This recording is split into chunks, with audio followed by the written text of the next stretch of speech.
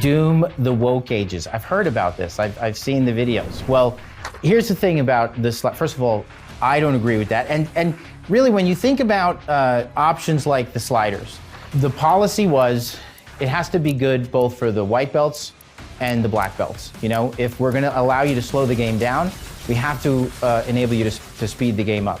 And that was a really good policy for everything. So everything in the game, you can either make things super hard or super easy, you know, or just find that sweet spot somewhere in the middle. What we see with the sliders from our best players in the office is that they do a lot of surprising things. You would think it's just crank everything up, but that's actually not the case. Like one of our players, Mikey and Travis, they like to slow down the projectiles, but then make them lethal. It really enhances that three-dimensional shmup, you know, that bullet hell experience. That is kind of what classic Doom is. Classic Doom is a three-dimensional bullet hell, you know, weaving between these slow-moving projectiles that hit really hard. And that's what creates the maze, and that's what promotes, encourages the player to move, is really the projectiles. And that's what we focused on, you know, for this game. So being able to adjust those things doesn't make the game, you know, super easy. It actually, I mean, it can make it super easy, but it can make it like super hard. It's like messing with an equalizer on a radio, you know what I mean? You just find what suits you best. And it adds, honestly, a lot of replayability to the game, because when you play it,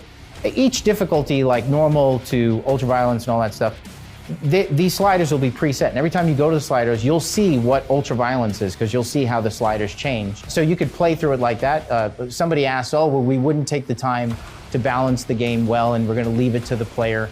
No, we're not going to leave anything to the player. We're going to make sure that it feels good, because most people won't actually go. I mean, how many of us just don't bother with the menus and play the game the way it is? You know, I do that sometimes. So we'll make sure that it feels really good on ultraviolence, normal, nightmare, all that stuff, and then we'll expose those sliders to you so you can make it the way you want, which is really cool. So no, the game is not easy. Don't say that.